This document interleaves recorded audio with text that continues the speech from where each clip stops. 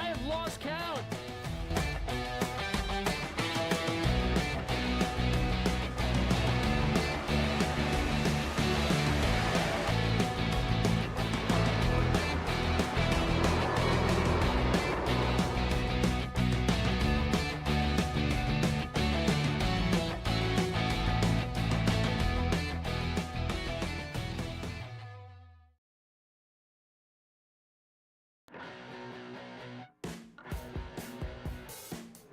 Good evening, race fans, and welcome to the Granite State of New Hampshire. We are at New Hampshire Motor Speedway out here this evening for race number 28, the first race of the round of 12 for the Friggy Diggy Racing League. As always, I am joined up here on this wonderful Wednesday evening by my friend and co-host every Wednesday night, Arie Heinzman. Good evening, my friend. Good evening, Tom. How's it going tonight? Ready for a little back-to-back New Hampshire action? Yeah, absolutely. Last night we saw the trucks out here in New Hampshire, and we picked up some talking points from last night's race at New Hampshire that we saw. Most notably, the apron and the grip that it had down there throughout the course of the run. So we will see if that carries over into these next-gen cars as drivers begin to finish up their open practice out here and get ready to go into their qualifying here in just a few minutes. That's right. We've got a couple minutes left in practice, and while we have that time, we can take a look at what we're facing tonight. It is the opening race for the round of 12 here in the Friggy Diggy Racing League here at the New Hampshire Motor Speedway. We've got a 1 mile track. It's known as the Magic Mile, 150 laps around this configuration here tonight. See who can be the first driver to lock themselves into the round of 8. And as this race goes along out here tonight, we take a look at the upcoming races that these drivers have in front of them. They've got the D Oval of Kansas, and then we're going to a very fun road course, the Charlotte Roval, in 2 weeks to finish out the round of 12. So a lot of drivers thinking that we talked to a couple of the drivers last week, and they said, you know, I kind of just want to get past New Hampshire in kind of a good spot. Yeah, I think that's definitely the vibe that New Hampshire gives. Is it's a big unknown. You know, this is a pretty unique track. We do go to some flat tracks throughout the year, but it's even then I don't think all that comparable to anything else. So really unique track, really unique challenge, and it's a very rare sight. You know, you don't come here very often. So a lot of times it's a big unknown, and it's a matter of just survival, a bit of a race of attrition, and hope you can come out pretty solid. It really is, Ari. And, you know, you kind of combine a mix of, like, say, a short track like Martinsville here with maybe a higher speed track that you still need the fenders on the car. If you tear up the fender here, you have high enough speeds that you're going to notice the effects of that aerodynamic disadvantage. So a little bit of both and a little bit of the best of both worlds that these drivers are going to have to work through and try to cater to both of their needs tonight. Yeah, absolutely. As we see Matt Semple go around right there and nearly collect the 42. I've seen a lot of this in practice so far this evening, Tom. A lot of very snappy, loose, and you know, these next-gen cars are kind of notorious for it, but these drivers are using a mix of third and fourth gear, third gear in the corners and fourth down the straights. This next-gen car has 5 gears in it, and it doesn't look like anyone's touching that 5th gear, so that's going to mean higher revs and a lot more wheel spin to keep these cars on edge. Yeah, and something that we noticed last night in the truck race that we covered, you and I, we noticed a lot of single car spins on the exits of the corners. So it'll be interesting to see if these drivers continue, maybe carry that over. But a lot of wheel spin on the exits. Race information for tonight: we have 3 stages. The first 2 stages are going to give out stage points at the end of each. Lap number 35 and lap number 70. That's where drivers are racing to. Before we begin our final run to lap number 150 out here this evening. I'm looking forward to it, Tom. I tell you what, the 35-70 split I think is going to be pretty entertaining to watch. And these next gen cars, I feel like are, you know, they're just built. They're built in just the right way to make New Hampshire a particularly interesting race with how these things are going to handle versus some of the other traditional challenges that we get. So I wouldn't be surprised, Tom, if we see, you know, at the end of this race tonight, a name other than Holmes or Semple on the top step. well, 150 miles separate us from what we know now versus what we'll know then. But as practice begins to wind up down, we're going to go ahead. We're going to step aside, get the pre-race ceremonies underway here from New Hampshire, and we'll be back for your full 5-minute qualifying.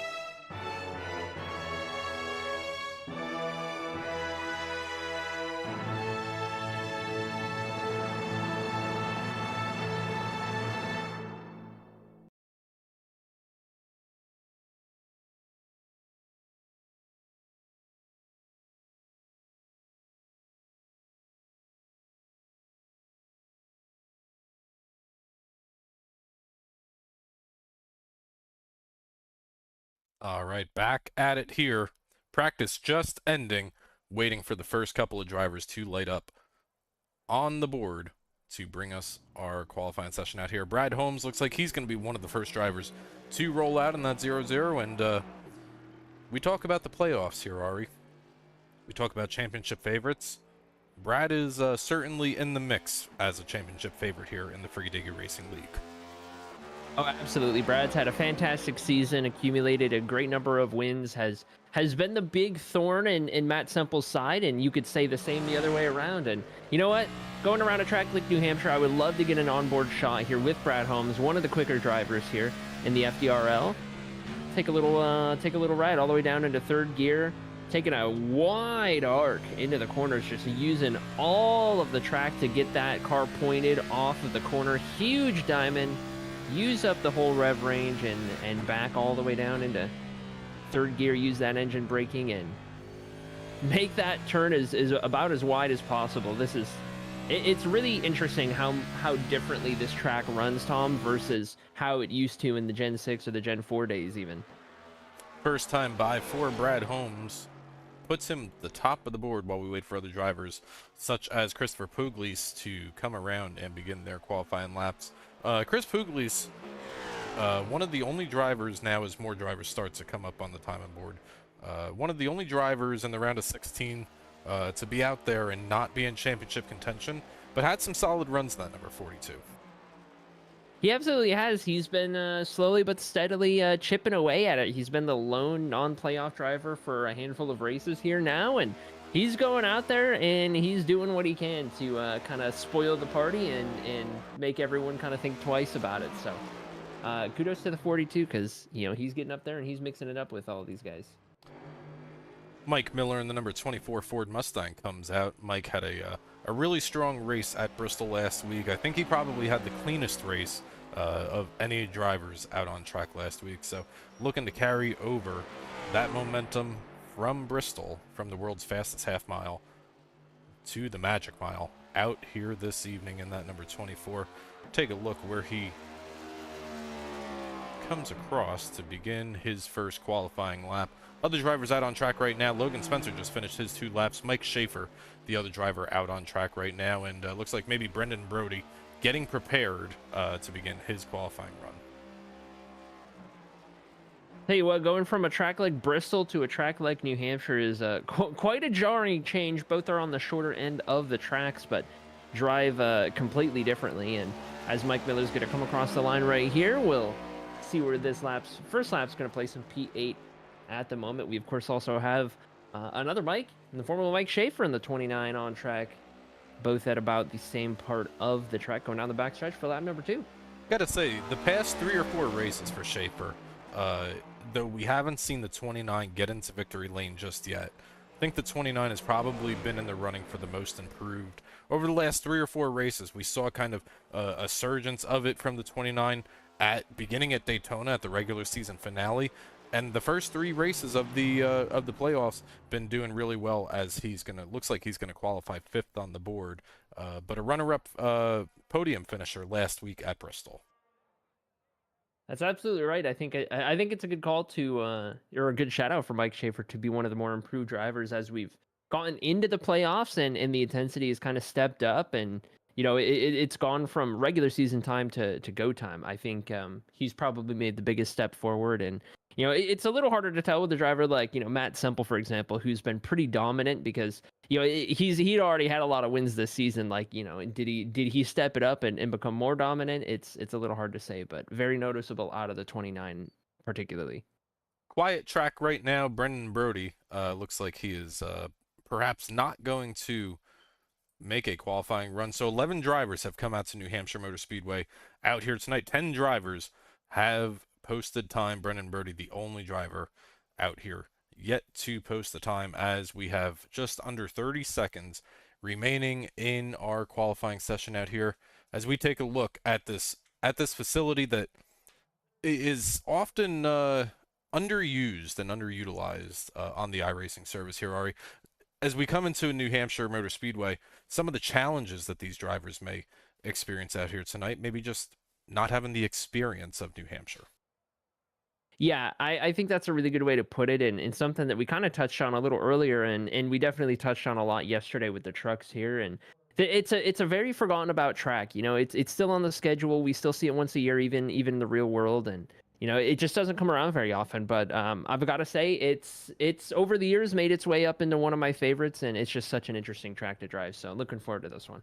Well, we have 150 laps in front of us as we get set to go racing from this speedway. Out here this evening, let's take a look at your starting lineup for tonight's 150-mile race from New Hampshire. As we wait for the field to grid up behind the iRacing.com pace car, we've got your qualifying results here for you. Brad Holmes, Gary Miller, Matthew Semple, that's going to be your top 3 qualifiers, followed by Aiden Shrine making up row number 2, and Mike Schaefer with the top 5. Just outside of the top 5, Logan Spencer, driver of the 89, going to start us in P6 alongside Roy Hill III in P7. Mike Miller and Paxton Frith going to be on the 8th and 9th positions. Christopher Pugliese rounds out the top 10, and shotgun on the field, Brendan Brody, who elected not to take a qualifying time this evening. Interesting moves for maybe somebody like Brendan Brody, who ran very well at Bristol last week. Very difficult to pass on this track, Arie, especially once the tires start to wear out a little bit. You need all the track that you possibly can on the exits of the corners to put the power down. So we will see how Brendan is able to manage stage number 1, which again is 35 laps. Stage number 2 will be another 35 laps, bringing us to lap number 70.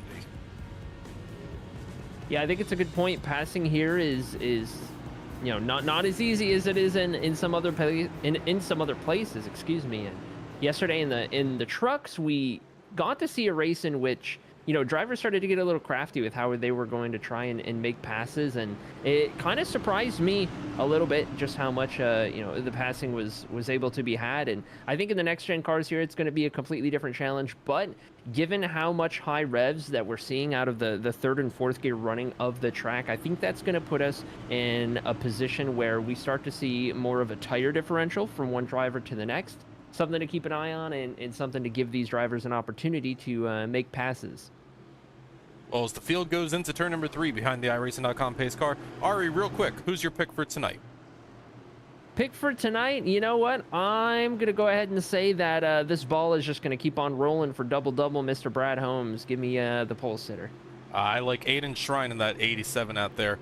I think Aiden will find his way into victory lane, but we are green flag racing at New Hampshire. Everybody up through the gearboxes, 4 gears strong as they head down into 1.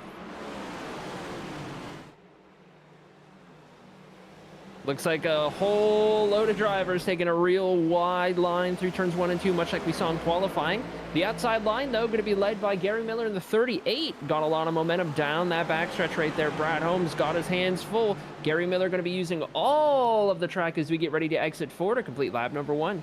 Brad Holmes comes across, and Brad is going to lead lap number 1 as they bang doors on the exit of turn number 4. Gary Miller and Aiden Shrine battle for second. Third place is being held right now tentatively by Matt Semple, but the battle that all the eyes are on right now is second place, 87 and 38. That it is, and Gary Miller put up quite a fight to try and hold on, or try and steal the lead, rather, on lap 1 right there. Was able to stick it to the outside of the 00 for quite a while, but don't look now. Here comes Aiden Shrine in the 87, running a new Quaker skate scheme this week, and that is a lovely green Chevy Camaro that we see out of the 87 trying to take over P2. Gary Miller is, I don't know if you saw that just now, Tom, but Gary Miller getting into the corner and then gassing it up a little bit more in the middle before getting off again. That's a really interesting way to try and, position the car throughout the corners here. It is. My only concern with that, and we'll see as this run goes along, every time you hit that gas pedal, Arie, you're spinning those rear tires and you're putting heat in those rear tires. So we will see if we notice any sort of tire fall off, tire differential, specifically out of the 48, as that's the line that he's running. It's working for him right now. He's holding on to position number 2, but you got to, at some point, think about the tires. Yeah, absolutely. I think it's okay on a short run. I wouldn't even say good. I think it's okay on a short run if you're desperate to try and keep a position, keep someone back, or maybe take one over, but you're not going to want to be doing that long term, and it doesn't look like he is. Looks like it was maybe a once or twice off occasion, as we see Aiden Shrine have to give away third place to driver number 8, Matt Semple, who has been on a tear over the last month or so here in the Friggy Diggy Racing League. But as of recent, all eyes are on Mr. Brad Holmes, winner last week in Bristol. Put an end to Matt Semple's streak and came out here in New Hampshire, followed up a win with another pole. The top 3, 4, or 5 have separated themselves. Mike Schaefer had a moment down there in turns 3 and 4. He's going to carry on. Don't think there's any damage on that 29 Chevy Camaro, but certainly got loose or tight. One of the two happened for Mike Schaefer. As we take a look down here, see exactly what happens. He's going to take a look down, possibly to the inside of the 87. He does, and just slides Oh, up. yeah.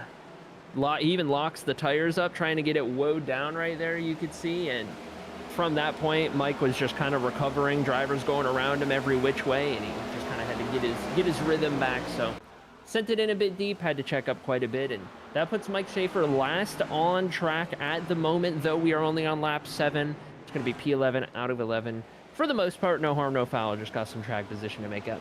Top 5 or 6 have kind of single filed out. Brad Holmes has opened up just over a half a second lead over second place Matt Semple. Gary Miller just over a second behind the race leaders, Aiden Shrine and Logan Spencer. Logan up a spot from his qualifying efforts, started 6th on the board out here tonight, currently running 5th. Logan's kind of one of those drivers, Arie, that we kind of overlook throughout the course of the race, and at the end of the race we're like, where did that 89 come from? The 89's fast.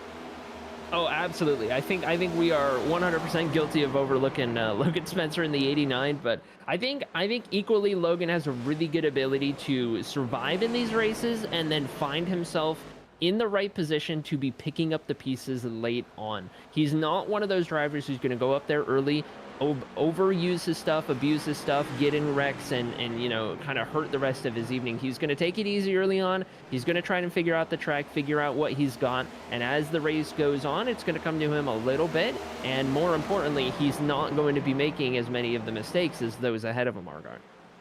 One thing that I'm noticing out here through the opening 9-10 laps of tonight's race, Arie, last night in the trucks, we saw a lot of drivers running a very aggressive apron line all the way down below that blue and white line there, separating the track apron from the racing surface. All 11 drivers out here tonight are staying within the racing line between the apron and the wall here. There was a lot of grip down there. We will see if anybody uses that as this race goes along out here, but it certainly worked for some of the drivers last night. Oh yeah, it's a really good point, and as we see the 77 of Roy Hill trying to get around Logan Spencer, who got into the wall outside of turn 4. We'll see if Logan fights hard for this position right here. Looks like he's going to keep it stuck right there, keep it planted, and we'll see the momentum that high line gets all the way down to straightaway here. It's pretty significant, and you do bring up a good point. We saw a very interesting mix of lines, and with the trucks here in New Hampshire, we saw about 4 or 5 usable lines. Like, genuinely, it was pretty surprising. And here so far with the next gens, we're seeing a little bit of clipping that kind of off-camber part of the track at the bottom here with the 77, but for the most part, these drivers are taking a very interesting diamond, getting into the corner low, letting it wash way up, and then getting off of the corner low as well. So the next gen, that's telling me that these next gen cars are racing this track entirely different. Well, still on board with Roy Hill as he's going to go down here into turn number 3, working the outside lane of that number 89 of Logan Spencer. Looks like Logan's going to be able to clear himself up on the exit of turn number 4 here. As drivers come across the complete lap number 12, begin lap number 13 of 150 out here, just under halfway through stage number 1, but one of the best battles out on track. You're looking at it right now between Spencer and Hill. Preferred line here, Arie? Got to be the outside? Yeah, I would tend to think so. I mean, we saw it a lap ago on board with the 77, but the amount of momentum that you can carry being that outside line car, it's pretty surprising given it's a flat track. Usually at flat tracks especially, that bottom line's gonna get a little bit more of an advantage. But man, I don't know, it's something about this, the ability to really widen the corner and get that arc. I don't think it's just the outside line. I think it's specifically how these drivers are diamonding the corner. And when you're the outside car, you have the ability to pull that diamond off, whereas the inside car can only, you've got less mobility. You can't use that much of the track. So I think that's the big difference. The outside lane also kind of controls what the inside lane can also do and how much they can come up as well, right? If the outside lane, right now we see Logan Spencer given quite a bit of room there to Aiden Shrine, but the outside lane can kind of limit the power that the inside lane can put down on the corner exits, and that's something I think we'll see later in the race if we have some contentions for the race lead or try to hold off. Taking a look back here at the 87 of Aiden Shrine, noticing some damage on the left front fender above the headlight there. Yeah, I was gonna say we kind of came here to this view from on board the 89, and that's a really interesting spot to get damage there, Tom, for the 87. Usually you'll see it on the outside of the car, the right side, but a little bit of a front left quarter panel damage, front left bumper damage, and that tells me that Aiden might have gotten into the back of another driver at an awkward angle at some point and kind of misaligned those fenders a little bit. That won't really affect Aiden's race. I don't believe it should be pretty minor, just visual damage there, but an interesting spot nonetheless. Not something you see very often.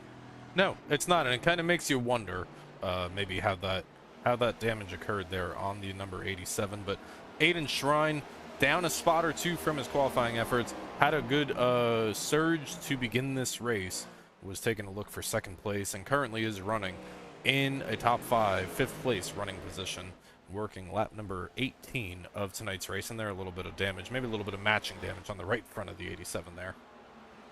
That's right. Back up front, it's double-double in the 00. Brad Holmes leading this race. Matt Semple just behind, trying to chase down Brad Holmes and get a good little battle here, keep this rivalry going. And I'll tell you what, Tom, we are on lap 18, and the gap from second to third place is significant. Ooh, we've got a huge... Shrine. Oh, yeah, issues for Aiden Shrine back here. That's going to bring out the first caution of the evening. Looks like we just cut away as it was happening. See if we can't get a replay right here and find out what happened. Roy Hill the third into the back, into the left rear quarter panel. Right front meet left rear. And that's kind of, I guess we'll classify that as short track racing out here at the Magic Mile. A little bit of different braking zones, it looks like, and no damage on the 87, no damage on the 77, but they are going to continue on, get another onboard shot here. Yeah, I'd be real curious, Tom, actually, to let's rewind the tape just a little bit. I would kind of like to see how this whole straightaway went in real time.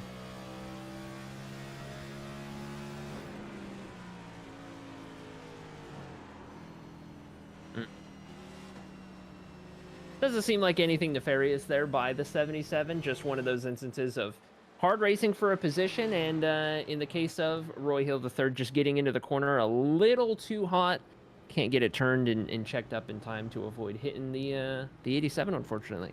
The one thing that I did notice there on that replay that you just gave us already, is that Roy Hill, about halfway down the backstretch, he pokes out and looks to the left of the 87.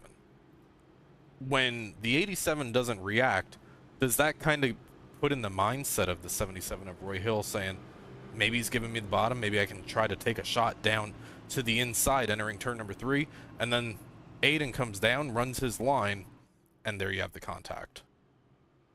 Yeah, I don't think it's any miscommunication of kind of letting him, take the spot, but I do think it is an indication that, Aiden was going to let him take the bottom and he was going to fight him from the top. I don't think it was, an invitation for Roy to kind of send it in and expect Aiden to let off by any means, but it was an invitation to go ahead and try the bottom, given that outside is preferred, and Aiden wasn't looking to block, especially this early in the race.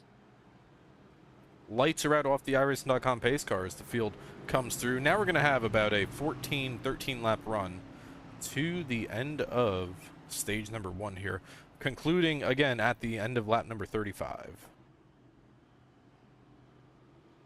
Yeah, that first stage end comes up pretty quick for us, already on lap 21. By the time we restart, we're going to be crossing into lap 22. Brad Holmes is our race leader, elects to take the outside line for this restart. That's going to stick Matt Semple on the inside. Those two had pulled about a 3.5 second gap over anyone else in the field over the first 20 laps of this event. Now that everyone's been brought back together, we'll see how they can all shake out. Field of 11's getting restacked and repacked and getting ready to go. Once again, Barney the flagman's got that flag high up in the air. Into the restart zone they go, and off they are. Brad Holmes leads the field down to turn number 1. Looks like we're all mostly single file already up towards the front, but not for long. Logan Spencer fancying a shot at Matt Semple for P2. We were just talking about how Logan doesn't usually come up here and mix it up early in these races, but lo and behold, he's out here to prove us wrong tonight. So Logan Spencer going to drive it in, get those elbows out just a little bit. With good buddy Matt Semple off of the corner we go, and everyone's going to keep it going. But don't look now, Tom. Here comes our last place starter, Brendan Brody. Did not qualify, already up into P4, looking to take P3. Yeah, Brendan Brody, biggest mover of the night so far, up 7 spots from his qualifying spot, make it 8 spots as he gets around the 89. Started 11th on the board, and I raised some concerns about starting in the back at a track like this, as the passing can be at a premium, but finding his way forward. That he is, and a little bit of a close call there between the 89 and the 98, but all good. Everyone keeps it going, and Brendan Brody is quick. We talked about it, I feel like, a number of times in the recent weeks, but Brendan Brody's quick. He's just struck me as a quick yet unlucky driver for the most part, and just needs one of these races to kind of fall the right way for his race and how he's running it, and he can start to get some momentum on his side.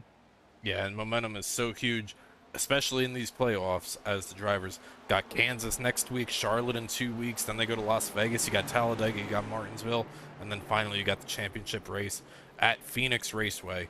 So all these drivers beginning to think about the championship out here, but Brad Holmes, Matt Semple still currently lead the race. Aiden Shrine trying to work his way back up after an incident a couple of laps ago, currently working underneath the 38 of Gary Miller.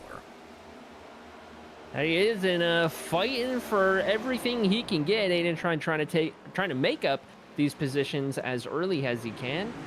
The sooner he gets around these guys, the sooner he can start forgetting about them and worrying about who's ahead. So good recovery so far from driver 87 as we run. This mid-pack right here seems to be where all the action is. The leaders out front, and those at the tail end of the field usually getting pretty spread out so far at this point in the race. And it's this little mini hornet's nest that we have typically from about 3rd on back through 9th. So when Aiden Shrine came down on pit road on lap number 19 after having that contact down there in turn 3 with the 77, his pit time was 15.8 seconds. Obviously, I'm sure he got some damage done while he was down there on pit road. You don't see as much damage on that left front fender anymore.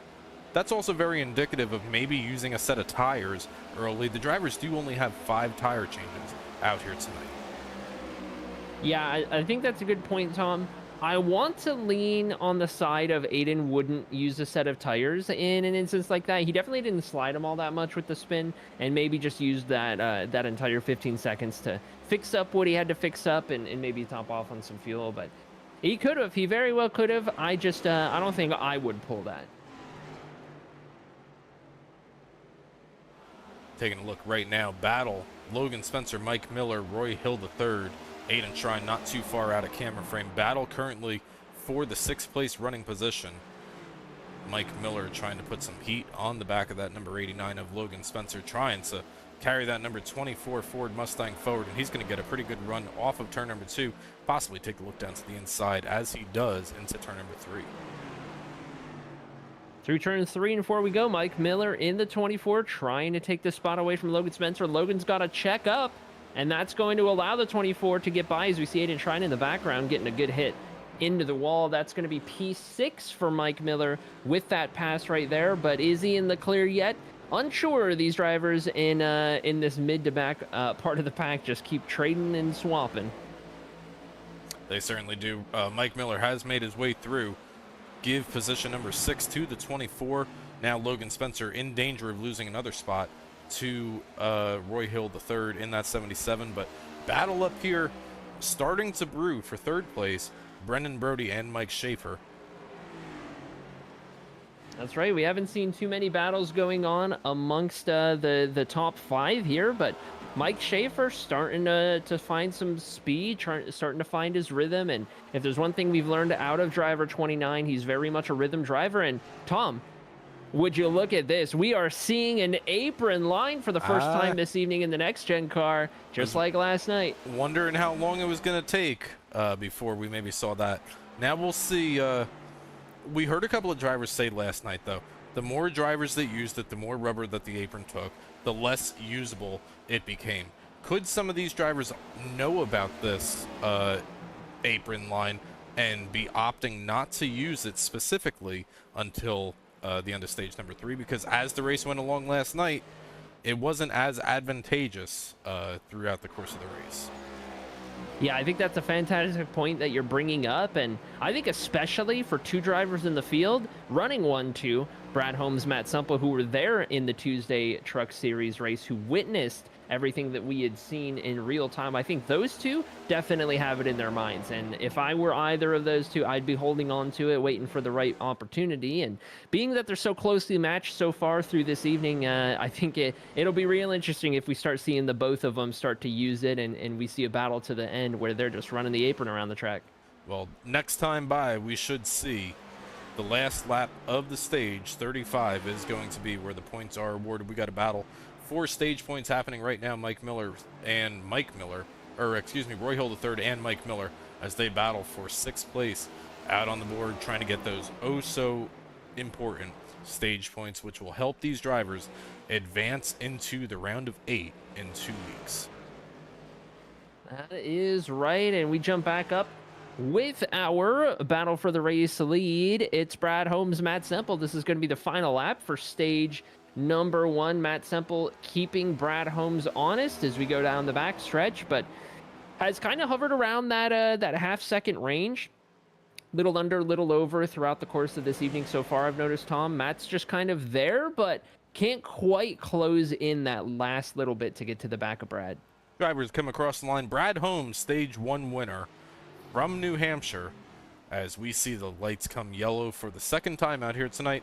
1 contact caution, 1 stage caution to begin the first 35 laps of tonight's race. And I got to imagine at this point we will see all the drivers come down on pit road, and I know that they are all begging to get some fresh Goodyears. I could imagine as much. 35 laps here in New Hampshire on a these cars start these races with 50% fuel, I do believe, and so with that lighter load you can be a lot harder with these tires and wear them out just a little bit more. So curious as to what 35 laps will do to your tires at New Hampshire in these next gen cars, but I think they're all going to be taking new tires regardless, and it'll be interesting to see some of these longer runs that we're about to get. Biggest mover in stage number 1 was Brendan Brody, started 11th on the board. End stage number 1 in 3rd. Driver that went the wrong way in stage number 1, Aiden Shrine, down 5 spots from his qualifying position in 4th out here tonight for the 87. But all these drivers come down into the box, and I imagine we're going to see 4 up and down pit road. Imagine, never seen so many drivers pit in unison. We're gonna go to the pit lane cam right here and take a look at that green cone. That's gonna determine the timing and scoring for pit exit. It's gonna be Brad Holmes, Matt Semple, Brendan Brody, Mike Schaefer, Gary Miller, and the rest. We got a little fence in our face for half a second there, but mostly coming on out as they came on in. Checking out into our YouTube chat box. Hope everybody's having a wonderful Wednesday night. Who are you all rooting out for here in the Friggy Diggy Racing League? Thanks as always for spending a Wednesday night with us. Here from New Hampshire is well, got a penalty. Issues for the 0-0. I don't see a black I don't see a black flag for speeding or anything, Ari. No, that's a great point. You know, I put the camera on double. I was about to pull him up into the booth, but you know, maybe we have more reason to do so now. Unsure as to what goes on with the 0-0 here, but let's see if we can't pull him up real quick and find out. All right, we got stage 1 winner Brad Holmes in the 0-0. Brad, before we get going back green, want to get your thoughts on what you've got to hold off Matt Semple and what we're seeing right here. Do we see a penalty on pit road? Yeah, that right foot got me in a little bit of trouble on pit road, but I don't know. I think Matt and I are just kind of feeling each other out to see what each other's got. It's a pretty normal thing for us to do, so I think we have a better idea here, and we just got to save a little bit more tire than him. All right, sounds good. Good luck getting back up through the field and the rest of the race, Brad. There we have it, man. These cautions are quick around New Hampshire.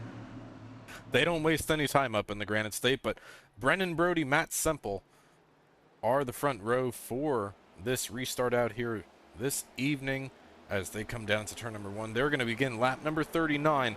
Going to be interesting to watch that 0-0 try to come through the field as we see a couple of drivers slide high down into turn number 1, but everybody comes out the other side unscathed and pointed in the right direction. Yeah, for the most part, we saw Mike Miller get sideways and have to rely on a couple other cars to keep that thing going straight. That was crazy, and now we see Logan Spencer in the 89 doing much of the same. Gonna fall back towards the end, finally loops it around. There's no drivers nearby, so I believe we're gonna keep it green. Logan Spencer not gonna have any significant contact with anyone else. We are a go. Yeah, Logan Spencer gonna lose a couple of spots, falls back down into 11th on the running order, but more importantly, probably hurts a set of tires out here. But taking a look back up towards the front of the field, Mike Miller puts a slide job and a half on the 21 of Paxton Frith. You are not kidding. If I were Paxton Frith and I saw that kind of a move, I don't know how I'd feel about that this early in the race, but nonetheless, it's going to work out for Mike Miller, driver of the 24, who's aggressively making up some spots, try to climb up these ranks right here. Oh, Mike Schaefer in the 29. Oh my goodness. Hit. That is a hard hit. That's going to bring out our second caution of the evening and third caution, excuse me. And Mike Schaefer is going to have to tow that vehicle, Tom. We do have a fast repair, but Mike is going to go a handful of laps down from this one. Can't make it back to pit road. That was a hard hit. You heard the engine expire when that did happen. Let's go on board with the 29 as he comes out of turn number 2. Does he get into the outside wall? No, just power down on the exit of the corner. We were talking about that in the pre-race, Ari. Too much rear wheel spin. Yeah, absolutely. And as a matter of fact, I would love to get an onboard shot here of this as well, and see if we can't watch this happen in real time here. I guess this would be from just behind. Seems like he gets a little loose. We'll give this one more go from onboard Mike Schaefer. See him in third gear, and he's already kind of battling the throttle through the apex of the corner there. and just gets loose on corner exit. You had mentioned it before, Ari. Higher RPMs, a lot more susceptible to do that. I think I said susceptible is is the word of the night. That's a new word. No, but I think here's what it is, Tom. And if we can get a look at the turn 2 exit, I think right below where this camera is positioned, there's a little bump coming out of turn 2 where you kind of see the wall dip down. It's a little higher up, and it kind of comes down a hill a little bit, a little tiny bump where the corner has whatever very minimal banking it has. And I think what happened was Mike Schaefer kind of hit the peak of his RPMs in third gear as the car unloaded, going down that little bump, down that little hill, and that was just enough to unsettle it in a way that the car just kicked completely sideways. And that's not the kind of thing you're going to see unless you're at the highest possible rev range and those tires are just spinning and spinning. Yeah, that's a difficult moment for Mike Schaefer. Now, I got to imagine Mike Schaefer still sitting on pit road, going to go at least 1, likely 2 or more laps down, as he's been on pit road for just over 2 minutes there in that number 29 machine. Something I'm also keeping my eye on here, Ari, as this stage goes along, Brad Holmes had a speeding penalty on the exit of pit road at the end of stage number 1. Still sitting back in 10th. That's your stage 1 winner. Is. Yeah, stage 1 winner, has a lot of speed, pole sitter as well. Brad Holmes unable to make up any positions on that short run before that caution came out. Potentially just letting everyone settle in, get single file, let the chaos settle in, because it was pretty chaotic. Or it could be a matter of passing being at an all-time premium here. And if that's the case, that makes Brendan Brody getting all the way up onto the front row here for this restart even more impressive as we get ready for the pace car to peel down. Yeah, Brendan Brody started last on the field out here tonight.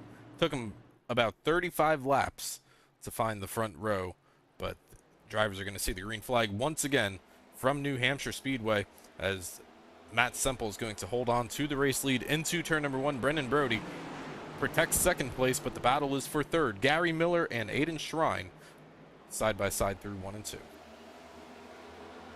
And it looks like everyone's going to get it evened out for the most part, but battle for the race lead into turn 3. Brendan Brody gets his elbows out, drives Matt Semple up the track a little bit. That's going to bring Aiden Shrine into the picture, who's got to check up a little bit. And new race leader, Brendan Brody. Yeah, Brendan Brody, Matt Semple, a little bit of contact on the entry to 3 there last time by, but they're all going to carry on. They're all going to carry on. Brendan Brody has opened up about a half-second lead over Matt Semple so far, as looks like Matt may be making another charge here in just a moment. They are racing pretty hard up there. They're racing pretty hard just about everywhere, Tom. I tell you what, is we try to keep an eye on all the action going on around the track right now. I would love to get an onboard shot with stage 1 winner Brad Holmes. We know one of the fastest drivers on track at the moment, just nothing to do but stare at the back of this hornet's nest, and everyone's on fairly new tires, so not really a tire discrepancy yet. He's just kind of biding his time. And this is a moment for like Brad Holmes that you're looking at this out of your windshield. Where do you go? You can't really go anywhere. Yeah, especially given the really wide diamond. That seems to be the preferred line here. Oh, Christopher Pugli is going to lock up some of the left side tires right there on entry. That's going to open the door for Brad Holmes to get 1-2 positions. That was a great onboard shot right there. But yeah, you bring up a good point. There's nowhere to go. If these guys are 2x2, that's all of the racing lines that that are available, and you've just got to wait for moments like we just saw. Tell you what, Matt Semple is not going away from that 98. Matt Semple has been a little bit faster the last couple of laps for that number 8, riding on board with Mr. Semple. Following Brendan down the backstretch here. Looks like Brendan's getting a little bit better exits, whereas Matt's making up his time on the entry. Let's take a look at our lap times right here over the last 5 laps. Any of the green numbers is Brendan Brody outrunning Matt Semple. Any of the orange numbers is Matt Semple outrunning Brendan Brody. And it looks like that 98 car is starting to find some speed here, Tom. Starting to kind of pick it up and see if he can't pull away from Matt Semple. and you can hear Matt driving it in to the corner entries. You hear him working the gears, not really using a whole lot of engine braking. That tells me he is using a lot of left foot braking, perhaps using up that right front tire. That will be faster than engine braking, but you give up a little bit of tire on the long run. With 19 laps to go in this stage, I don't know if there's really enough laps for the tires to come into effect. Yeah, it's an interesting point. I don't think we'll get to really see what goes on with the tires until stage 3, and even then, it will we'll have seen worse at other tracks, I think, in terms of long runs to eat the tires up. But Matt Semple in second place, still trying to chase down Brendan Brody. He's able to stay closer to the bumper than he could with Brad Holmes a little earlier on. Now, Matt Semple might be looking to pay back the 98. Let's not forget, Tom, he got moved out of the way for the race lead, intentional or otherwise. He might remember that move and maybe move the 98 back out of the way. Now, if you're Brendan Brody here, Arie, how much are you thinking about the pass that you completed on Matt Semple? They call it 7 laps ago, give or take ago. Thinking what you just said. Yeah, I think if I'm Brendan Brody and I'm in this position right now, I'm just hoping I don't get chipped. In the instance that it wasn't intentional, and we'll give Brendan Brody the benefit of the doubt here, but in the instance in which it's not intentional, Brendan's just kind of sitting there like feeling a little bad about it, hoping he doesn't get chipped into the corner. If I get bumped out of the way, then we're even and it's all good, and I expected it. But caution's out again, and I can't say I'm sure why on this one. See, Mike Miller has slid back to 10th place. Not sure. He looks like he is going in the right direction here. Let's see. It looks like it may very well have been. Brad Holmes on the inside, just going to get into the 24. Brad Holmes trying to claw his way up through the field.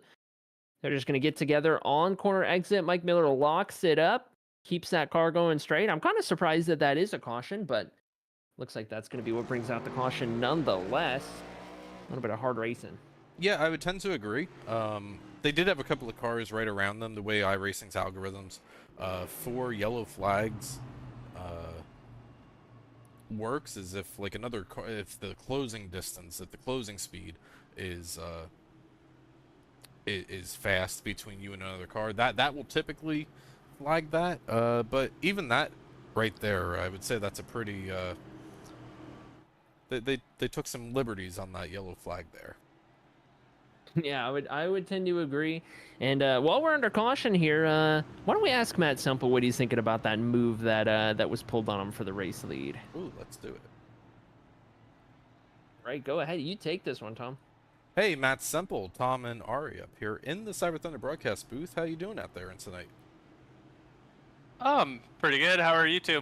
We're doing all right. We saw you lose the race lead a couple of laps ago. A little bit of contact between you and the 98. What are your thoughts on that pass for the race lead? I'll just keep that. I'll just remember what he did there to pass me. So I'll just say that. All right. Well, we're gonna have about 15 laps to go. Maybe make it like 14, 13 laps to go in this stage. Passing at a premium out here tonight, or what do you think you're able to do with the 98 to close out stage number 2? Yeah, obviously going to try to pass him, but I mean, it's so tight when you get back here in traffic that the clean air is really key here, and you can really aero block really well if you're that lead car. So I don't know, maybe it does take the bumper to get around somebody, I don't know, but we'll see what happens here at the end of stage 2. Well, we're not going to have very long to figure it out, Matt. Good luck in the rest of this stage. We'll kick you back up to the race room you were in. Send him on his way. I like what I heard there, Tom. I'll put that away and remember that for later. I like that. Interesting, though, that we're talking about clean air and aerodynamics at a track like this, Arie. It is, and I think maybe the biggest element isn't so much track related as much as it is car related. The story of every single race, every single season here with this next gen car is the air and aero blocking more specifically. Having had a lot of success with the next gen car myself, I can attest to it. It's, it'll come up at the most surprising places as we go green again here. Great restart from the inside line, Matt Semple. and Gary Miller leading the charge down there. We'll see what we can do into turn 1. Aiden Shrine had a couple of incidents earlier in the race out here tonight. Aiden trying to hang on to the outside lane and put a fender up there. It's a battle for second place, but Matt Semple, I said it before, not going away in that number 8 machine, trying to take the race lead away from the 98 of Brendan Brody. Once again, as the field of 11 comes through turns 3 and 4, all underneath the blanket here. Let's begin lap number 58. Let's do it. And it looks like caught out of the glimpse of my eye, Brad Holmes back at the back of the field once again, potentially from claim of responsibility for that last yellow. So going to have to make up some more work here. Back up through the field for double-double, our stage 1 winner. But up front, looks like the leaders are starting to get a little more spaced out. Everyone trying to find their rhythm, find where they want to run. And that puts our battle back here for P5 between Roy Hill in the 77 and Chris Pugliese in the 42. Chris Pugliese has a moment in the outside retaining wall coming off turn number 4. It's going to open up the door for the 77 and maybe now also the 24 to come through. Battle currently for 5th place on the board, and 77 not able to make the pass, not able to get clear, as now we've got a battle for the race lead. The 8 to the inside, Semple looking to the inside. Can he clear on the exit of turn number 4? It was close to clearing. That might have been one of those instances where you were clear enough, as some would call it. Looks like Matt Semple is not afraid to lean on the 98. A little caution does come out, though. Now, who was the race leader at the time of the yellow? Brad Holmes, we see going around. Heavy damage on the right front fender of that car. Also the 77 of Roy Hill III. Who was the race leader? Who will have control of this restart?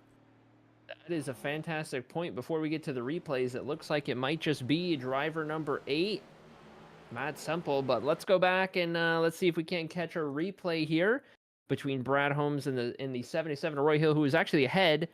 Looks like gets some help from the 24 and then right back into him in the straightaway. Brad Holmes, potentially an innocent bystander. Looks like he's actually good, and then Brad Holmes just loses control of the car. And hard into the outside wall. That might be fast repair hard right there, Tom. I would agree. I would tend to agree that is that qualifies as fast repair damage here. But on the exit turn number 4 on board with Brad Holmes. Oh, he kind of redlines it right there, and then just kind of loses the throttle. Yeah, kind of. He redlines. He upshifts into 4th gear. We watch this one more time. He gets into 4th gear. Does Brad Holmes, but I think that redlining kind of spooked him a little bit, kind of got the car sliding, and when he yanked the wheel right there, there's just so little grip on the bottom of the track that the car was ready to just go around and slide out from under him, and that's very possible in the next gen car. That's something unique to this car that you're not really going to see in any of the others. Well, issues for the 77, issues for the 00 of Brad Holmes, as multiple drivers on pit road. Here is we expect to see probably about 6 laps to go at the end of stage number 2 here once we do get the green flag. But Brad Holmes did indeed use that fast repair. Roy Hill III looks like he also used the fast repair and coming off pit road as well. Right, there we go. Good information to know. Couple fast repairs down, and got to keep those cars looking a little shinier through the rest of the evening here. But we got some more stage points we're getting ready to pay out here before too long. Matt Semple, Brendan Brody going to be on the front row for this restart. And I'll tell you what, while we're... Go ahead, Tom. I was just going to say, Arie, I didn't mean to interrupt. What I was going to say is that while all that was happening, Matt Semple made a pass for the race lead, and the 8 and the 98, they may have traded some paint a second time out here. Yeah, as a matter of fact, before we get going back green, why don't we catch a replay from Matt Semple right here. Gets to the inside, great run. We'll jump outside of the car right here, sends it to the inside. This is right before the caution comes out. He's going to have a great run coming through the corners, and it's not until we get into turn 1 a little further up here that, you know, as the chaos ensues further back, Matt's got the edge, but we get into the corner, and he leans on the 98 right there. Pretty good. Caution comes out, so they can't continue that battle then, but that was a pretty good sign. Is that payback enough, or is Matt going to be willing to do that for the rest of the evening as necessary? Well, we're going to see About 6 laps remaining in this stage. Matt Semple, the race leader, has control of this restart. Elects to take the outside lane. Brendan Brody on the inside lane. I think this is going to be a fun restart to watch. All right, drivers smash down on the gas pedal once again. As has been the case, Brendan Brody's going to find that spot on the outside as soon as he can. And Matt Semple's going to lead us through turns 1 and 2. All good and well for the race leader. The battle is on for everyone a little bit further back. Looks like our first side-by-side battle at the moment is going to be the 42 and the 77. And it turns 3 and 4. Chris Pugliese trying to make up some spots, up 4 spots from his qualifying run out here tonight in that red, white, and blue number 42 Chevy Camaro. Still working the 00 and the 77 down here, but now battle for second place on the stage. Gary Miller takes a look down to the inside. Here comes Aiden Shrine in the 87 with a great run on the exit. Great run indeed. I think Gary Miller in the 38 had to check up just a little bit for some of the blinking that was going on with the 98. Brendan Brody, a little sketchy to be around sometimes when a car is blinking like that. Not to single out the 98, of course, but you never know what's going to happen with those blinks, and that's all just a part of the internet connection issues that can happen in the virtual world here. But that's neither here nor there at the moment, because we got battles 2x2, about 3 cars deep. And here comes Aiden Shrine, still working the outside lane, trying to work over the number 38 of Gary Miller as they come down here into turn number 3. Another 2, maybe 3 wide battle back here. Brad Holmes has made his way back up to 7th place after a couple of stage 2 issues, trying to chase down. But Aiden Shrine does make the pass for 3rd place on the board right now. But we got cars all over this track here, Arie, and as the battles continue. We do. This is I'm panicking with the cameras here, trying to keep on board with everything that's happening at the moment. Brad Holmes quickly making up some positions in all of this chaos. That's going to be a battle for P5 right here. Maybe 4 as Gary Miller's there. We're almost 4 wide. So we're seeing the difference in tires right here. Brad Holmes and Roy Hill III came down on the most recent caution on lap number 61. Could that be the difference for the 0-0? Because on the first 20 laps on the stage, didn't really make up a whole lot of spots. Yeah, that's a very good point. Brad Holmes all the way up to P4, maybe decided to take those tires, throw something throw something interesting at the wall. And I'd be really curious out of Brad Holmes here. Does he elect to take tires again at the end of the stage? I think these drivers had 5 sets to use over the course of the race, 150 laps. I might double up, and this might be a good call out of Brad Holmes. Here and playing with the throttle on the exit of turn number 2, Brad Holmes puts the power down and runs side by side with Aiden Shrine down the backstretch into turn number 3. They got Roy Hill III right behind him as these drivers slide up the track just a little bit. Roy Hill says, hey, if you guys make up another mistake here as we're working the last lap of stage number 2, I am here for the taking. That's right. These drivers have been very aggressively going for all of these positions, all of these stage points. Up to the conclusion of stage number 2, Roy Hill's going to get that spot away from Aiden Shrine. And Brad Holmes running away in P3, not going to have any more time to catch either of the top 2 closest battles. Going to be the one just behind between Aiden Shrine and Roy Hill, but that 87 car has not gone much for him. And at the line, Matt Semple going to be stage 2 winner with 10 more points on the board. Field gonna get woed up in time for the pace car right here. They're getting woed up, that's for sure. They are indeed. We've got all kinds of chaos going on right here. Well, stage number 1 done and away, stage number 2 done and away. Matt Semple wins stage number 1. Brad Holmes trying to make his way back up through the field. As what do you say, Arie? We're gonna let them get some good years. We're gonna take a moment, recollect ourselves, and we'll be back to begin stage number 3.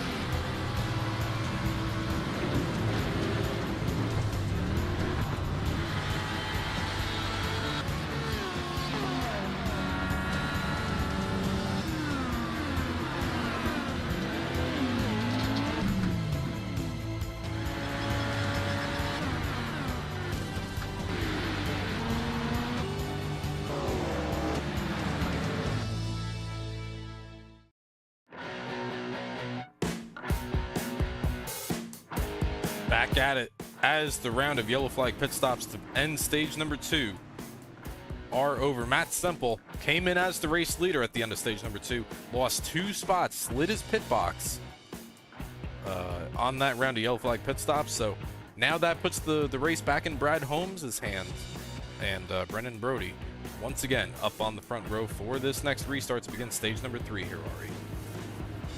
That is correct, and Brendan Brody does have control of this race, elected to take the outside, but I think the more interesting tidbit here, the more interesting bit of information is that Brad Holmes now gets to leapfrog Matt Semple courtesy of those pit stops going into stage 3. Will Matt have an opportunity to get back around Brad, or is that going to be the decider between those two? Well, we're going to find out together as Barney, the flagman's going to send him back into turn number 1 underneath the green flag conditions to begin stage number 3. Brad Holmes on the inside, Brendan Brody up on the outside. Roy Hill III had an up and down night out here so far, currently looking up. That is right. He's going to have to look left because Matt Semple has got a nose there, going to break a lot later into turns 3 and 4 right here, but Roy Hill's got that preferred wide diamonding arc. He's going to have a big run out of the corner right here, but Matt's able to clear him. Will Roy pull a crossover? Yes, indeed. Roy Hill to the inside. To the inside of the number 8 of Semple goes Roy Hill III. Almost a little bit of contact there down in turns 1 and 2. Difficult pass to make even on fresh tires for Roy Hill III as that battle still continues on, but also Aiden Shrine taking a big look down onto the inside of Gary Miller. Gary has to take a little bit of evasive action to avoid some contact there in 3 and 4, but battle for 3rd place, battle for 5th place. That's right. There are battles going on all throughout between these 11 drivers tonight in the Frigate Eagle Racing League, and at the moment it's all Brendan Brody up front, Brad Holmes in P2, Matt Semple in P3, everyone on brand new tires as of that pit stop. So now we're waiting to see if we're going to get that long green flag run that we've been hoping for and really start to see a bit of a tire differential and see what these drivers have, as Matt Semple gets the nose to the inside, can't quite stick it there, but will he have an opportunity to get alongside Brad Holmes?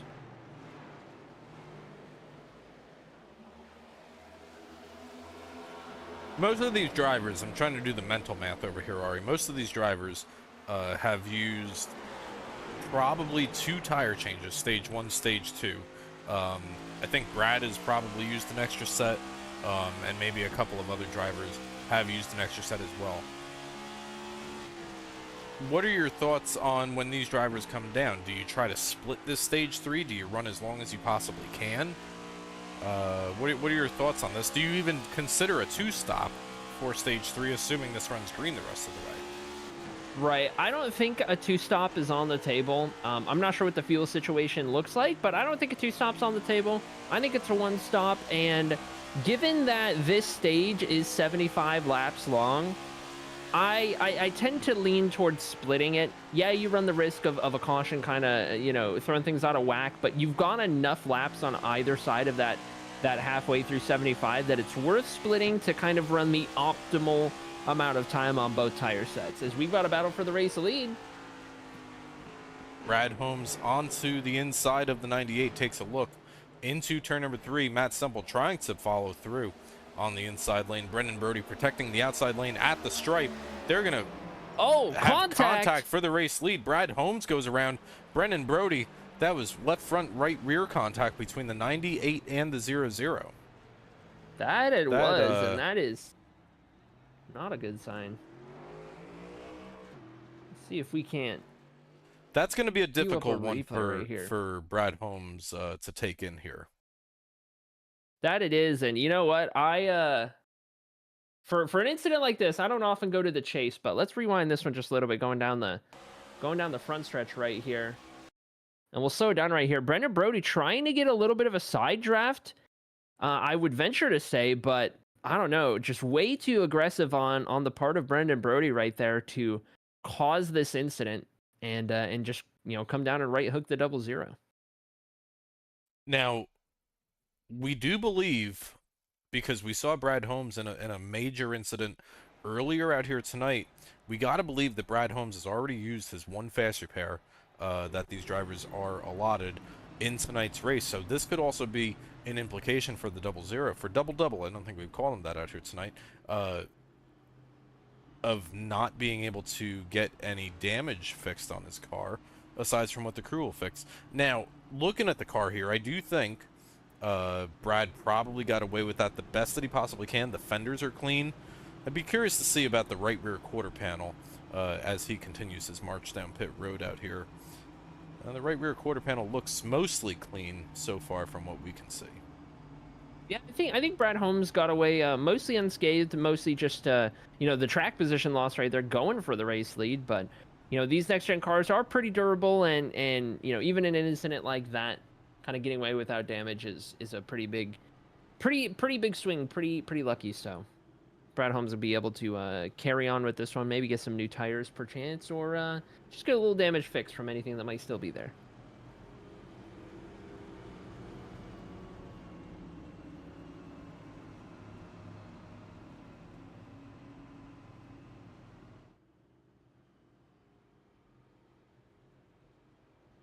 Couple of cars on pit road. Mike Miller comes down on pit road. I don't think Mike was involved in that caution at all, but still sitting on pit road. He's been there for a good while. Mike has been down there for close to a minute, as he is now in danger of going a lap down. He's going to restart that car and bring it off of pit road before the pace car comes around, but not sure if he got some damage out of that. I didn't specifically see the 24 involved, but I did not either. Not entirely sure, but I tell you what, things have gotten a little more interesting, because look who's on the front row for the first time this evening. It's that beautiful Wood Brothers 77 of Roy Hill III. It's going to be starting first car on the inside. Gotta love to see it. That red and white Ford Mustang out there sporting the red and white with the number 77 on the side of Roy Hill III. First real opportunity that we've seen from Roy Hill. Roy started 7th on the board out here tonight, restarting 2nd on the board. Currently is the biggest mover of the night, up 5 spots from his qualifying position. So we'll see if he takes this opportunity, or if Aiden Shrine maybe thinks about taking a look down into the inside of the 77 into turn number 1 here. But we're about to find out together. That we are, and Matt Semple gets a fantastic jump on the rest of the field going down into turn 1. That bottom line is stacked up in a big ol' accordion because Matt Semple left them all in the dust. But through turns 1 and 2 we go. Eyes are going to have to go right behind Matt Semple for the battle for P2. It's the 77 and the 38 down the backstretch. That's Roy Hill, Gary Miller. And you see Brad Holmes trying to make up a couple of spots right back there. You see him on the inside of the 98, but keeping an eye up here. Battle for second place, Roy Hill and Gary Miller, as these drivers continue to battle. Working lap number 85 of 150 out here for tonight's Magic Mile 150. But Aiden Shrine electing to take the outside lane, and I think Aiden probably has a little bit more confidence in that outside lane moving first before the inside lane does, and that may be why you're seeing him follow Gary Miller through on the top. Yeah, a lot of times when you're the driver stuck behind a battle like this, and you know, there's only really 2 lines you could possibly use. You've just got to guess and wait and you know, bide your time. You're usually going to pick that preferred line and just, you know, you have no choice but to bide your time. You could try and send a 3 wide, but that's probably not going to work, whether that's high or low. Brendan Brody having a moment on the backstretch down here. He's going to get sideways, hang on to it. We are still green flag conditions here, as Brendan Brody has a big moment on the exit of turn number 2, but we stay green flag racing here, and the battle for second place has not let up at all. No, it's about doubled in intensity since we cut away just a brief moment ago. The 77, the 38, the 87, all under a blanket. We're going to bring Brad Holmes into the fold in just a minute, and I'll tell you who's loving this. That's Matt Semple in the 8, all the way up in the lead, already almost a second gap to the rest of the field, as everyone back here tries to scrap it out for runner-up as we run. Yeah, while these drivers are battling for second, the Maple Missile of Matt Semple has opened up just about a 1-second lead over second place Gary Miller or Roy Hill III, depending on which lap we're looking at here, as Roy is actually going to have a really good turns 1 and 2, and he's going to protect position number 3 here as we're on board with Gary Miller in the number 38 machine. I love these little front bumper, rear bumper cameras that we've got here, Tom. This is a great little indicator of you know, some of the nitty-gritty details about how these drivers are running and how they battle each other in the wheel-to-wheel combat. I think it's one of the best angles that there are out there, and it's pretty insightful to you know, see what all these guys do from this angle specifically. On board with the 77 of Roy Hill III, you see the shadows of the 0-0 working down onto the inside lane. Brad not able to put the power all the way down, not able to make the pass for 3rd place just yet. But they're going to be side by side into turn number 1. A little bit of contact between the 0-0 and the 77. Brad Holmes going to come out the other side in front. All right, looks like everyone's kind of figured it out for the moment. And at the conclusion of all of that, Matt Semple holds on to the race lead as we exit turn 4. Going to begin lap number 91. That's Matt Semple ahead of Gary Miller, Brad Holmes, Roy Hill III, and Aiden Shrine, our top 5 as we run. Now here's a little fun thing that we can try to figure out here, Ari. Brad Holmes came down on lap number 81, presumably got some tires. All of these other drivers running up inside the top 6 or 7 or 8 last pitted on lap number 71. If you're Brad Holmes and you've got 10 lap better tires, do you still come down with the pack, assuming that we see a round of green flag pit stops, or do you continue that run for another 5-6 laps?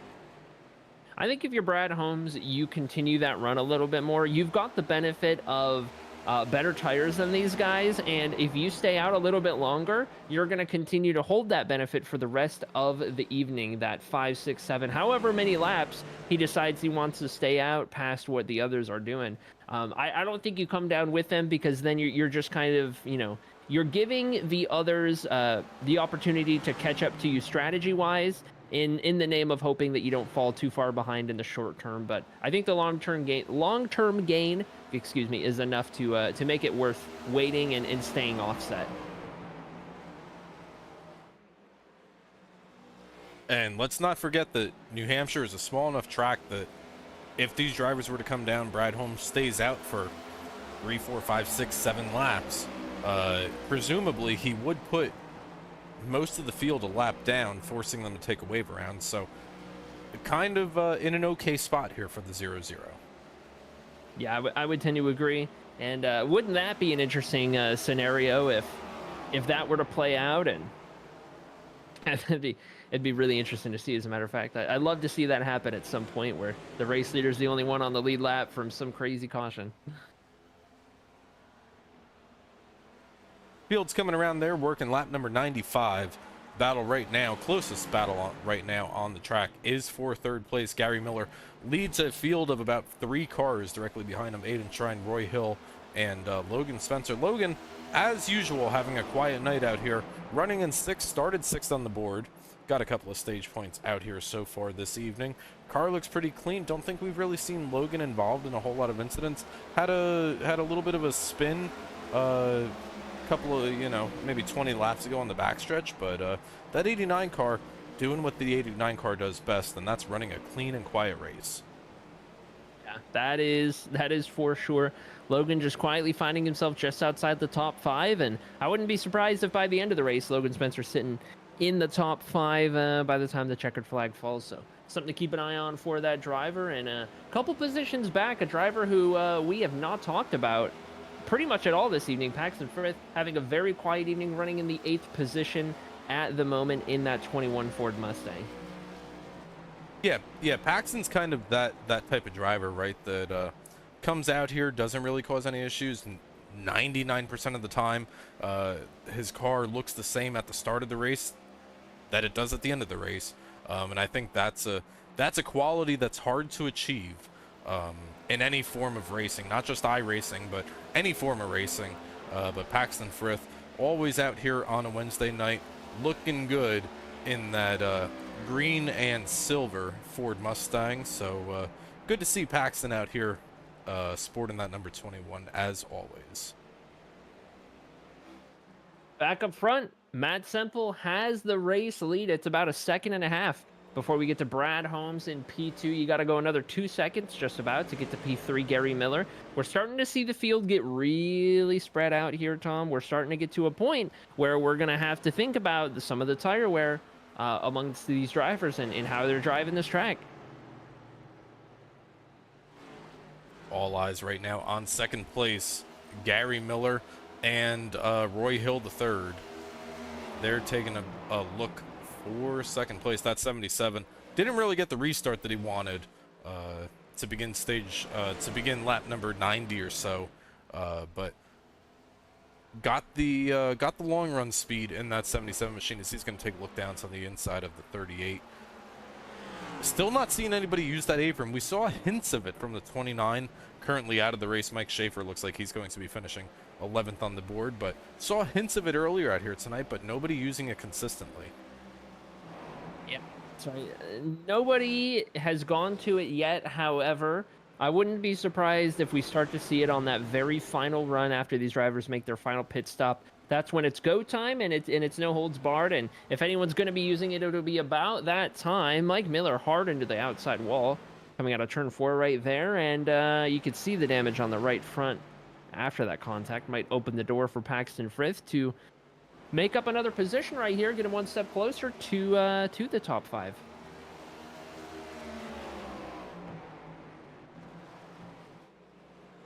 So we know that they can go at least 35 laps from what we've seen in stage number 1 and stage number 2 here, Arie. We're looking at 48 laps to go, 47 laps to go next time by. When do we expect to see these drivers come in? It's a great question. I would expect most of these drivers to plan on splitting the stage in half, which, 75 laps in half isn't a very nice number, but I don't think we would. I don't think we'd be worrying about it until sometime around maybe lap 110 to 115, perhaps. I gotta wonder if even that may be a little bit early. These drivers did pit, with the exception of Brad Holmes. These drivers did pit last time on pit road, lap number 71, as Paxton looks like he's going to be able to make a pass around that number 24 of Mike Miller. So Paxton, late in this race, starting to go in the right direction as we cross the 2/3 mark of this race. Absolutely, and this is one of the closest battles on track at the moment. Brendan Brody back here recovering from that half spin incident a little bit earlier. No caution came out. Brendan Brody lost a lot of time on track, but just now kind of catching up to the back of the field to make up some positions. Brendan's going to need another caution if he wants to have another chance to get back up with some of the race leaders. Jumping up towards the front of the field, Gary Miller, Logan Spencer. Logan continues his march forward as Logan trying to take away a 4th place running position over Gary Miller in that blue and yellow Ford Mustang. See him out there every single week in that blue and yellow Ford Mustang for Gary Miller. And Logan has a tough task to make down there on the bottom of the speedway, and you can see just how tough it is as he's not able to put the power down and make the pass on the number 38. Maybe a little bit faster than the 38. I think I've been following him the past couple of laps, and he's looked a little bit better than the 38, just unable to make the pass on the corner exits at this time. That's right. Logan Spencer going to look to the inside again, and no longer downshifting into 3rd gear. Maybe Logan hasn't been the whole race, but we've seen a lot of downshifting to 3rd. And that is just right there. Logan's keeping it nice and steady in 4th. And what that is going to do is keep the tires alive for a lot longer than anyone who's deciding to shift it down into 3rd. Logan is using a lot of input on the wheel, more than I would like to see. We don't get a great view of it on the camera here, but going to make that pass. Going to get up to P4 is driver number 89 and continues to kind of run a nice steady line here. Not downshifting or anything, using that off-camber line down at the bottom to try and loosen up the car a little bit, get it rotated through center, and make up some time on Roy Hill. It's interesting, Arie, that as this run goes along, typically as a run goes along, drivers will be shifting more as the run goes along to keep the RPMs up because you're running slower lap times. It's interesting that we're seeing some of these drivers stay in 4th gear this late into a run. as opposed to something that you would normally see at the beginning of the run. All the leaders are Right, still using and third. Yeah, I was just about to say I wanted to get a good view right here, see what the race leaders are doing, and sure enough, Brad Holmes is downshifting into third, trying to do everything he can to get up to Matt Semple, also putting in a lot of steering angle into the corners here to get this car rotated around. So going to be using up those tires quite a bit if anyone's going to be able to find a way around this track without downshifting into third and with a little less wheel input. They're gonna be pretty good on the tires, but these two up front, they've got it figured out. They've got almost 5 seconds to third place, Roy Hill the third, and it looks very much like it's going to come down to this rivalry as it has for much of the season. Last time by, Brad Holmes was about half a tenth faster than the number 8 of Matt Semple, as we now see a battle for the race lead. Brad Holmes using that apron line through turns 1 and 2 on the inside of Matt Semple. Matt Semple's going to power down out of the exit of turn number 2, and well, this may be the beginning of a great finish. It very well may be. We've still got final pit stops to come. Lap 111 is on the board. We're racing a lap 150. These drivers are looking at still a good amount of time to get to the end. Maybe a little love tap from Brad Holmes to the back. Come in. That we are. Brad Holmes clipping that apron just a little bit more.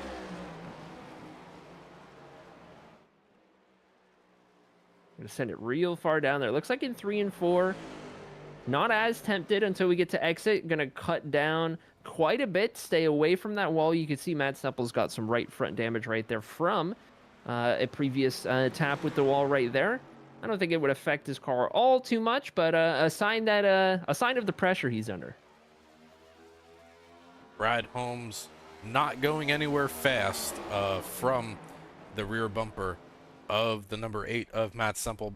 Brad Holmes still looking to take a look down to the inside, and he can only put a right front fender there, as this may be the best run on the corner exit that we've seen from the 0-0 into a corner here. They're going to be side by side and down into turn number 1. Maybe a little bit of contact. Oh, There is contact. And both of them have to get out of the gas to keep it going right there. Everyone's keeping it straight. Other green flag pit stops are underway from the rest of the drivers behind. But this is our battle for the race lead and very likely battle for the race win. A little bit later on, Brad Holmes on the inside of the track. Matt Semple taking that wider line, keeping that momentum as we circle yet again, staying out. Cloud cover has rolled in over the track, and now we're going to start to get some cooling temperatures. And I can't help but think that might benefit that bottom line that Brad Holmes is running. And Brad Holmes not able to clear the number 8 of Matt Semple yet, but they have been side by side for about 2, maybe 3 laps now, as they've made contact once, make it twice. Contact again! Oh my goodness, Brad is going to have to buy Matt another 6-pack. I think it was the other way around before. I think Matt owed him one, and you sure about that? Yeah, I think Brad's gonna. I think Brad was upset with Matt before, and I think this is gonna be Matt upset with Brad, because that was 2 instances of contact to get around him, and still got around him. You know, if I'm Brad Holmes in that incident, and you know, we're battling for the race win, and I'm making contact like that accidentally, I'm letting off the gas. I'm making sure we stay side by side so that I can try and get it done fair. Oh, Matt Semple gonna come down. Pulls the trigger to come down on pit road first. The time difference was less than half a second between first and second place. So now I imagine Matt Semple is likely going to jump Brad Holmes on this round of green flag pit stops. But we were talking about it earlier. Brad has about 10 lap better tires. Now, obviously, there's tire degradation, and that all kind of falls off, right? But you're only going to be seeing about 30 laps to go, you know, here in just a couple of laps. That's right, and Brad Holmes is going to stay out again. He did have the tire discrepancy. Brad Holmes did have those 10-lap better tires, so can afford to stay out a little bit longer. I've got the track map pulled up right there between our 2 battling for the race lead. Matt Semple just coming off of pit road now. He's going to be 1 lap down and going to have the tire advantage right now. Brad Holmes all the way up against the wall, interestingly enough. And onto pit road we go. So there goes Matt Semple by. We're going to keep an eye on this track map, Tom, and we're going to see that dark black circle, that 8 car, make his way around the track, and this will be, next time he gets up to that 00, that white circle, that's going to be for position. Brad's got to take this long, slow trek down pit road, get into his pit box, nail this pit stop, and he stayed out an extra lap or two, which is going to give him the tire advantage on the outside, but on the outset of this, but Matt Semple's probably going to be able to jump him with this right here. There you see him coming up in the background. And Matt Semple is indeed going to pass Brad Holmes for the race lead. Oh, Brad Holmes with a black flag. Oh, my goodness. Unfortunate. Oh, that turns the race on its head, and you know Matt Semple loves to see it. But speeding penalty on pit road for the 00 as Brad is still on pit road, falls down the timing board to 9th place right now. Pit time over a minute. Over a minute and 10 seconds, over a minute and 15 seconds in pit road. Devastating, and it eliminates the 00's chances of winning tonight's race. That it does. A disappointment for Double after a race win in Bristol just 1 week ago. We've still got 2 races to go in the round of 12 for Brad Holmes to make up some points, make up some momentum here, but unfortunate in what could have very well been a race win tonight. But nonetheless, we move on. We've got a battle, and it's a battle for P5 between Mike Miller, Roy Hill III, and Brendan Brody on the outset of the pit sequence. Everybody has made their final pit stop for the evening by the looks of it. Mike Miller holding on to the outside lane right now to run up inside the top 5. Give a quick rundown of the top. Oh, Brad Holmes goes around on the exit of turn number 2. Single car incident. The lights stay green and he toes to pit road. So what has gone from great to good to okay to bad to worse for Brad Holmes is tonight's race at New Hampshire. It absolutely has, and one thing leads to another, the domino effect, the downward spiral, as it were, and just ready to get out of here, ready to go to Kansas, and we'll see Brad Holmes back there and hitting the ground running, I'm sure. But at the moment, it's Matt Semple, driver number 8, with a near 6-second advantage over P2. P2 is going to be Aiden Shrine in the 87, and don't look now, Mr. Where did he come from? Logan Spencer in the 89, as he does up into P3 late in this race. Yeah, great run for Logan Spencer, and Logan Spencer very well could be an underdog for the championship. One driver that has probably been the most consistent, maybe not getting out there and leading laps and winning races and winning stages, but once it comes down to it, Ari, we get down to Phoenix, you just need to be in contention on the final run, and I think Logan Spencer has that capability. That's absolutely right, and with the chaos that does ensue here in the Freaky Deaky Racing League, he could very well find himself in a position where he's running 3rd and 4th and the leaders take themselves out, opening the door for him to slip on through. And I wouldn't be surprised if that's how our championship is decided this season, with a lot of what we've seen up to this point. These drivers are not afraid to lean on one another, not afraid to get into some incidents, get into the wall, and do what they got to do to help themselves out. Going to be 25 laps to go from New Hampshire Motor Speedway, the Granite State, the Magic Mile 150. Next time by Matt Semple. Crosses the start-finish line. Has opened up about a 6.5-second lead over second place. Aiden Shrine, that was my pick to win tonight's race. Logan Spencer running about 1.2 seconds behind. Aiden Shrine and Gary Miller and Roy Hill. Currently the top 5 as they run with 25 laps remaining. It's like some of the closest battles we have on track is this train of cars, 2nd, 3rd, and 4th place. It's going to be drivers 87, 89, and 38 all battling out for these final 2 podium positions. Can Gary Miller get up there to the back of Logan Spencer? Can Logan Spencer get up to the back of Aiden Shrine as we wind down this race? 25 laps to go at the moment. Without a caution, it looks as though race leader Matt Semple is going to be running away with it. Got a whole straightaway of the track for an advantage ahead of second place. Can just go into cruise control.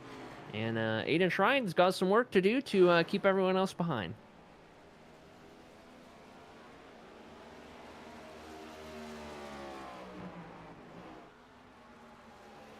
Brad Holmes makes his way off of pit road, and looks like he is going to be back out on track on about 7 laps down for that 0-0 machine. So tough night for the double-double, but trying to make sure he gets all the points that he can out here. 1 point, Arie, could be the difference between missing out on the round of 8 and moving on to the round of 8. Absolutely correct, and you got to go out there, you got to get everything you can, and you know, all track time is good track time, especially if that car's still intact. So good to see it out of the 0-0, and we jump on board with the 38 here of Gary Miller. We can hear him downshift into third gear right here. Gary currently sitting in P4, looking ahead at positions 3 and 2 right ahead of him.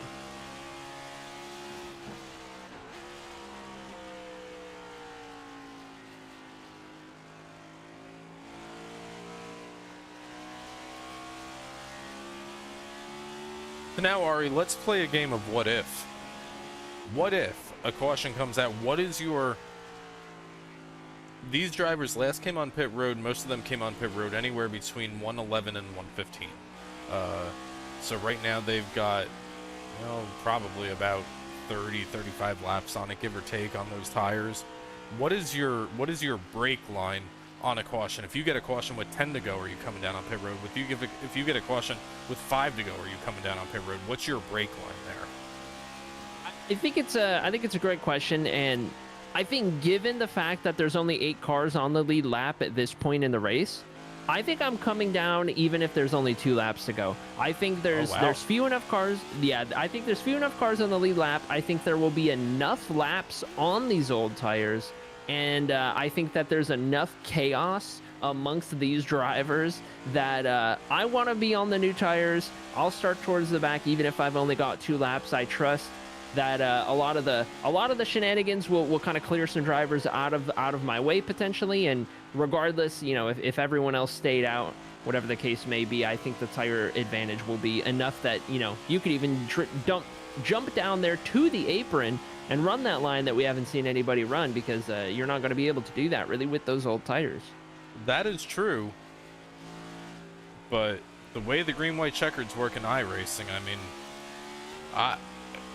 it's maybe an unpopular thing to do. Maybe it's a thing that's maybe even frowned upon in some leagues and communities and official races here in the iRacing.com service.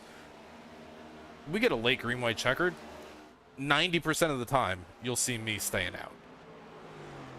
Yeah, I mean, because you know that you just need the chaos to happen behind you.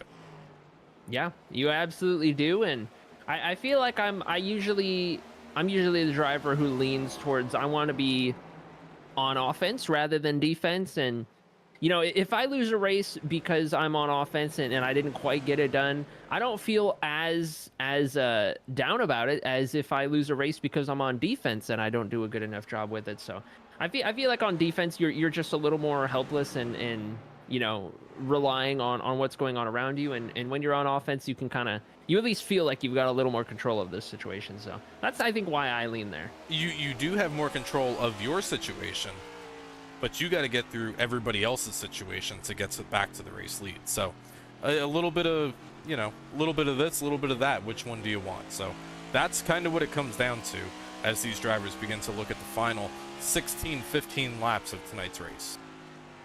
That's a really good point that you're making there, Tom. And one thing I'm noticing is that Logan Spencer's strategy of not downshifting in either corners is actually backfiring. I think it's hurting the 89 in that he's not able to rotate that car through the center.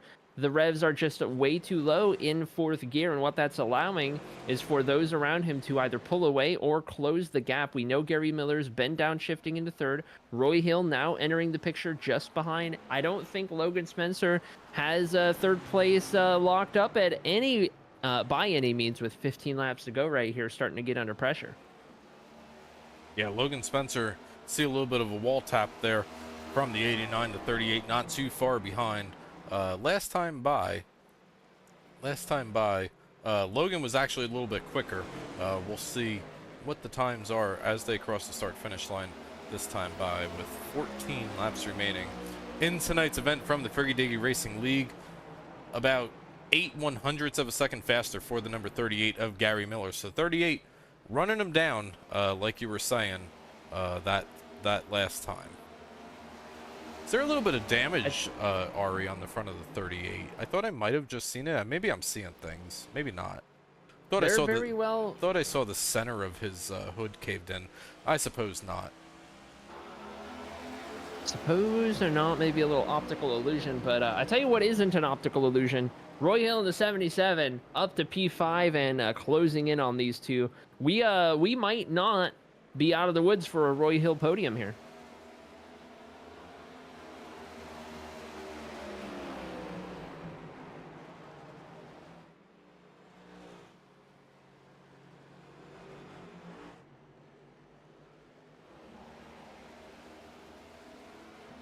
Brad Holmes trailing this this pack of 3 cars that he's got in front of him. Brad Holmes several laps down, running in 9th place, not going to contend for tonight's win, but on board with the number 77 of Roy Hill III, that Ford Mustang. He's still using 3rd gear as he's watching Gary and Logan up there battle, and I think Roy's probably going to need some help from the 77 and the 38 to get up there and battle for position. But you know, as we're gonna see 10 laps to go next time by, I don't put that out of the question. Yeah, I think that's a good point that you're making right there. I think once these two get battling, that's going to be the opportunity for Roy Hill. There are still, however, 10 laps to go, and that can still be a pretty good chunk of time, pretty good number of opportunities over 10 miles around this circuit in about 5 or so minutes, give or take. And Logan Spencer holds on to 3rd at the moment, but Gary Miller is there and has the quicker car at the moment. But getting there and getting by are 2 different things entirely. They very much are, especially here as Roy Hill takes a huge look down onto the inside of turn number 3. That's 77. Went for a ride on the entry to turn number 3 as Brad Holmes now takes a look down onto the inside.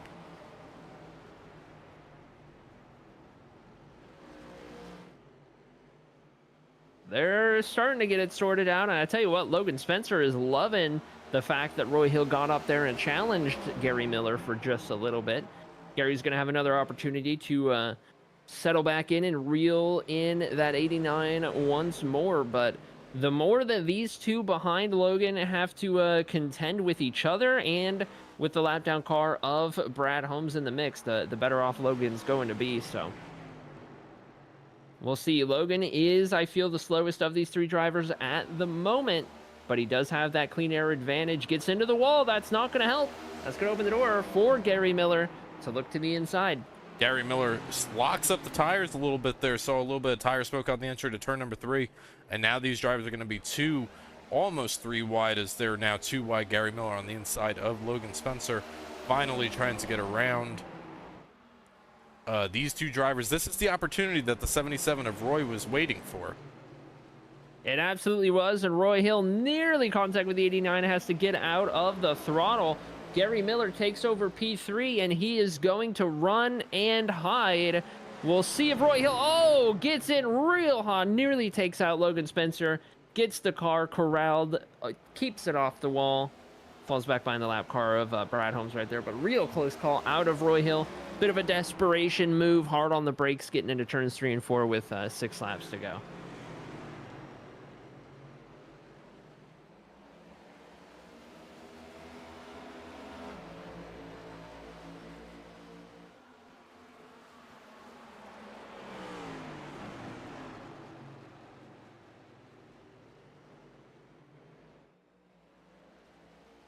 Race leader Matt Semple coming off of turn 2 right now. There are 5 laps to go. Matt Semple has opened up a 9.5 second lead over second place Aiden Shrine, who is only now entering turn 3.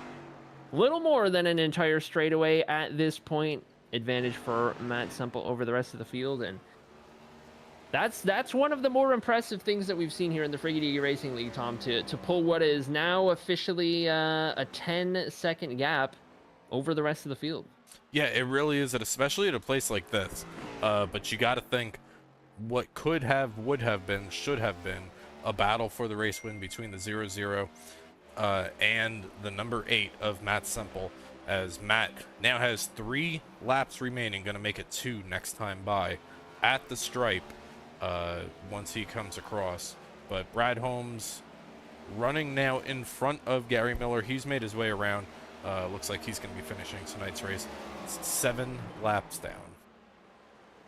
This battle's not over yet. Roy Hill looking to take the spot away from Logan Spencer. This is a battle for P4 as this race winds down to its conclusion. All of these drivers struggling with cars that are not happy. These tires are screaming. They are having to put so much wheel into these things just to get them turned. They're downshifting. They're doing everything they can, leaning on each other, send it into the corners, beating and banging. But I think it might just file out the way it's running at the moment, because Roy Hill cannot quite put together the lap once he catches these guys. It seems like he catches them, and then something goes a little wrong, and he's got to spend more time trying to catch up.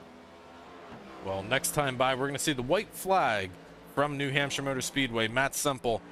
Well, they say it's the magic mile out here tonight, but tonight it's been all magic for Matt Semple, as Matt has now almost an 11-second lead on second place Aiden Shrine. Matt Semple looks to win the first race of the round of 12 at New Hampshire Motor Speedway and punches ticket to the round of 8. That he does through 3 and 4 for the final time. Matt Semple, driver number 8. Most wins on the season in Freaky Diggy. Why not add another one? Winner in New Hampshire is Mr. Matt Semple. Gets it done and punches his ticket into the round of 8 with the first race win in this round, just like he did in the previous round. Setting up very similar to what we saw just 3 weeks ago at, where did we open? Was it Richmond, Darlington? Something like that. But Matt Semple takes the checkered flag as we wait to see if we can't grab the top 3 finishers out here tonight. Let's do something a little bit uncharacteristic for us. Let's grab your race winner here first. Matt Semple gets the win out here tonight at New Hampshire and punches your ticket. You know that you are now in the round of 8, my friend. Yeah, it was a good race there. I was kind of surprised that I got the, but it worked out in my favor, I guess. It sounds like you're trying to do donuts and use your push to talk all at the same time. It sounds like you're struggling a little bit there. Yeah. But well, Matt, you had a great round of 16, excuse me. Now you can kind of just go through Kansas and, more importantly, maybe the Charlotte Roval without a whole lot of stress on that number 8. Yeah, it's kind of funny because the round of 12 was the one that kind of excited me the most. Just those tracks, I like them. I wouldn't say I'm great at them, but I really enjoy racing there. So it definitely is nice that I don't have that added pressure of, doing really well every week. That's the goal, to do good, but you don't have that pressure on you. You can kind of ease through those weeks. So we'll look for, top 3, top 5 finishes and hopefully a win or 2. But yeah, it's nice being able to coast through these 2 races, or these next 2 races. Well, now that you know that you're in the round of 8, is it too early to start talking about Talladega, Martinsville, and what's the other one? Is it Texas? Something like that? How do you feel about the round of 8 and your chances of advancing to the championship 4? Yeah, I definitely have Martinsville circled. It's a really decent track for me, I think. So I have that one circled. Vegas is also in the round of 8. There you go. That's the one. Yeah, I missed the ball there in the spring race. I had a way too loose a setup, so I mean, hopefully that doesn't happen again here in the fall. But yeah, no. All in all, I don't know. None of the races really, stick out to me where I'm like, oh no, I can't. Like, I don't want to go to this track. So I mean, it should be good, and as long as we keep getting solid, top 5, top 3 finishes, I think we can get on to the round of 4, no problem. All right, well, the driver of the number 8 Chevy Camaro, Morgan & Morgan, and the Maple Missile out here tonight gets the big black and white checkered flag from the Granite State. Matt, as we always do, we're going to open up the floor for you. Anybody you want to thank? Say hello to sponsors on the side of that car. Anybody back at home? The floor is all yours, sir. Thanks, Tom and Arie, for doing the broadcast. You guys do a great broadcast. So really excited to go back and watch it there. I feel like there was a lot of action tonight. Thanks to the guys who come out every week here and run with us. It's fun. Thanks for Jaden for throwing this all together, this league, the admin team. Thanks to my mom and dad for watching, friends and family, and I'd like to thank my wife and my daughter for letting me do this. All right, well, Matt Semple, going to kick you out of here, let you go celebrate with your team and debrief from the Granite State out here tonight at the Magic Mile. Congratulations on another win out here. Is we're going to see if we can't grab, I know we got second place, we're going to see if we can't grab Mr. Miller as well, but Aiden Shrine, I believe Arie has run all the way down pit road to find the 87 box. That I have. I've got a runner-up finisher driver of the 87 in that bright green Quaker State Chevy Camaro. Aiden, it was a chaotic race. There was a lot of action going on, especially for a field of 11. But by the time the dust settled here at New Hampshire for the first race of the round of 12, you find yourself P2 on the board, scoring some solid points. How did you feel about tonight? It was really fun and really difficult, which I liked. It was like a new challenge for me. But I thought it was a really close battle, like 3rd to like 7th. And we're just really close the entire race, which was really fun. And the tire strategy definitely got me up there. So, yeah. Absolutely. How did it feel out there between, the line that seemed to be preferred with that kind of diamond through the corner and then needing to run a mix of 3rd and 4th gear around this track, which is a little unusual for a race in the next gen car, which has 5 gears. Just kind of walk us through that interesting challenge that New Hampshire presented.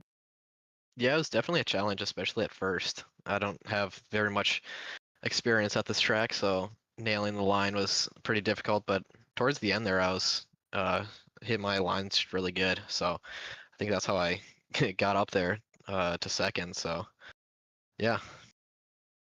All right, well, good job on a P2 finish to start out the round of 12. A lot of good points on the board. I'm going to open up the floor to you, Aiden, to anyone you want to give any thanks or shout outs to as we get ready to wrap up. Just thank you to you guys, I guess, to broadcast. Yeah, and thank you to everybody who hosts this league. It's been really fun this season, so hopefully we can finish it out good. All right. Well, congratulations again, Aiden. There is your P2 finisher in the 87, and I do believe Tom is caught up with our 3rd place finisher, Mr. Gary Miller. I got Mr. Gary Miller, the driver number 38 out here in the Frigidaire Racing League. Gary, coming home, 3rd place, another podium finish for that number 38 car. How are you tonight, my friend? Smoke. It was good fights, really good clean racing. So I think it's one of the best races we've had this season in the league. Fighting there with the 87, 89. But it was a good run, good race. Yes, sir. We saw a lot of great side-by-side racing, especially down there at the end between you and the 89, and the 87 got up there and the 77 was up there. Just bring us through, kind of give us an idea of how difficult it was to pass on the inside line versus the outside line out here tonight. Now, the inside, what would help, notice my left side tires really didn't have much wear. So in my last pit stop, I just took the right sides, tried to give me a little track position, and it really helped the car turn. Where I could run a little bit lower, but once I caught the 89 and we kind of equalized, so you really had to be careful because at the apex, it just wouldn't turn. You really had it felt like you had to stop the car to get it to pivot. So you really had to back up your corner quite a bit to pick up the throttle. And of course, you got to be careful because you already got a lot of wheel in it. Yeah, we noticed you doing that in the beginning stages of the race where it looked like you were kind of double apexing the corner through turns 1 and 2 to kind of protect some positions. But you finished 3rd out here tonight. Next week we've got Kansas, and then we go to a very different style of racing that we haven't seen in a couple of months here in the Frigidaire Racing League. Where are you gonna? How are you gonna do at Charlotte Roval? Oh, I was gonna say haven't really run road courses until I've come into this league. So that's definitely, I need all the points I can get this week and next week. So we'll try to survive and roll and see what we can do. Just practice a lot and try to get it squared away. Well, we'll see. We'll see how the points shake out for that number 38 Ford Mustang as these next two races after tonight get done and get put behind us. But Gary, as we always do here on the CyberThunder Broadcast Network, want to open up the floor for anybody you want to say hello to, thank you to. Back home, watching you come home with a podium finish. Just y'all, and of course my son Michael is in the league, got me into the league and got me into iRacing really.